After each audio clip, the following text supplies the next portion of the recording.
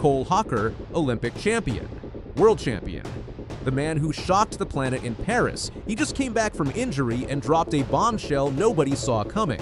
The question is no longer how fast Cole Hocker can run. It is whether his body will hold up when it matters most. Cole Hocker grew up in Indianapolis, Indiana. He ran track at Cathedral High School, won 4 NCAA titles at the University of Oregon, and turned professional in September 2021. He has always finished races the hard way. From the back, past everyone. In the last 100 meters, he went 6th at the Tokyo Olympics in the 1500 meters. He went 7th at the World Championships in Budapest in 2023.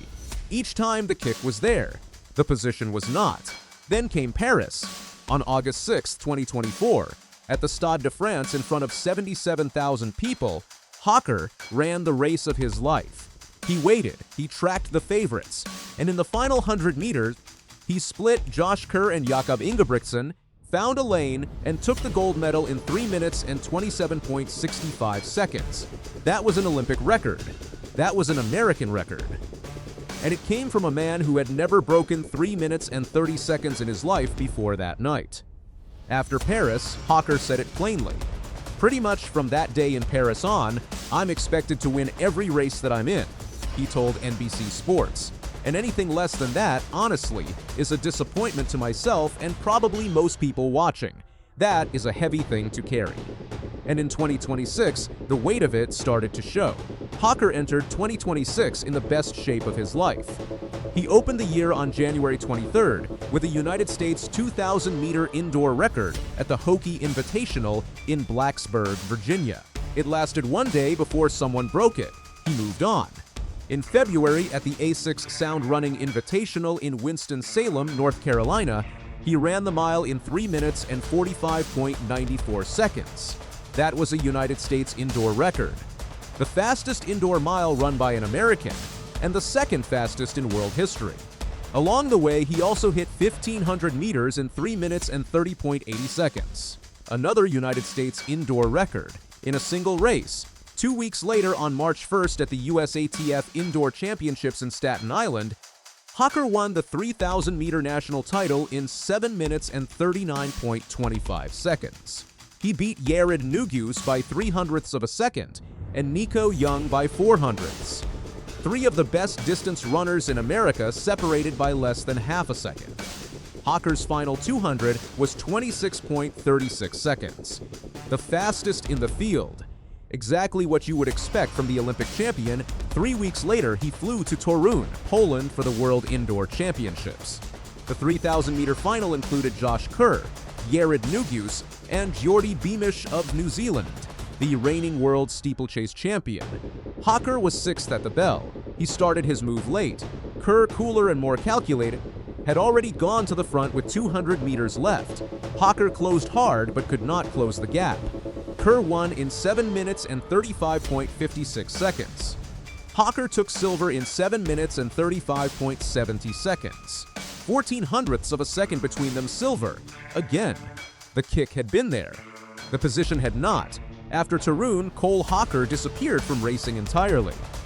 March 21st was his last appearance. April came and went. May came and went. No race results, no appearances, no word on what was happening. Then, earlier this week, the truth came out. Hocker revealed that after the World Indoor Championships, he had taken 5 full weeks off from running entirely to deal with a nagging injury. He had spent nearly 3 months away from competition before stepping back onto a track for the first time in 2026's outdoor season. This was not a minor footnote. This was a warning sign for a man building toward the biggest outdoor championship of the year. The Budapest World Athletics Ultimate Championship is scheduled for September 2026. That is the target. That is the finish line every major distance runner is aiming for right now. And Hocker had just admitted he could not run for 5 weeks. For context, Hocker had already been through injury setbacks before. In 2022, an injury at the National Championships cost him a chance at the Outdoor World Championships. In 2023, he battled through pain to reach Budapest and finished 7th in the final. The ability to stay healthy has always been the variable that limits what is otherwise an elite career. It was only in 2024, when he described dialing down everything he could control, that he finally reached Paris in one piece and produced the race that changed everything. Now, heading into the most important outdoor season since Paris, the injury concern was back on the table. On June 14th at Allison Felix Field on the campus of the University of Southern California in Los Angeles, Cole Hocker stepped onto a track for the first time in nearly 3 months. He entered the men's 3,000 meters at the USATF LA Grand Prix as his outdoor season opener.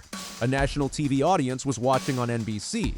The honest answer to what happened is this: he got dropped. Midway through the 3,000 meters, the pack moved and Hocker fell off the back. That does not happen often to an Olympic and world champion. He was off the pace behind the leaders racing on a body that had not competed in months.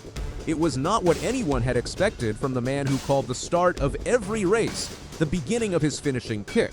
But then something happened. The kick came back. Over the final lap, Hocker surged. The same finishing engine that had stolen gold in Paris and silver in Torun turned over one more time. He closed his final lap in 56.04 seconds. He nearly caught the leader. He crossed the line in 7 minutes and 37.77 seconds, finishing second by just 0.2 of a second to South Africa's Chepo Cheat, who ran 7 minutes and 37.57 seconds. He did not win, but he came back from off the pace and nearly won anyway. That is still Cole Hocker. Here is what this race did not answer. Getting dropped midway through a 3,000-meter race at a Continental Tour Gold Meet is not what you want to see from an athlete preparing for a September World Championship. Hocker had 5 full weeks off from running, followed by a return that still showed the rough edges of someone rebuilding fitness rather than someone peaking. The closing kick saved result on the scoreboard. It could not mask the gap in the middle of the race. Josh Kerr, who beat Hocker in Torun in March, is already in form. Kerr ran the 800 meters in Los Angeles the same day and was part of a deep field. The rivalry that started in Paris has not paused. Before the World Indoor Championships in Poland, Kerr declared himself still the best athlete in the world at these distances. He backed that up by holding off Hocker in Torun. He now holds 3 global titles. The rivalry will not pause for a nagging injury or a 5-week gap in training. There is also the matter of Hocker's 2025 outdoor season to consider. He was disqualified in the 1,500-meter semifinals at the Tokyo World Championships in September for jostling with Germany's Robert Farken in the home stretch. 6 days later, he came back and won the 5,000 meters in 12 minutes and 58.30 seconds to become the first American since Bernard Lagat in 2007 to claim world gold in that event. Remarkable. But the 1,500, the event he is built for, ended in a disqualification. The outdoor season in 2026 demands more. Budapest will not forgive a bad position.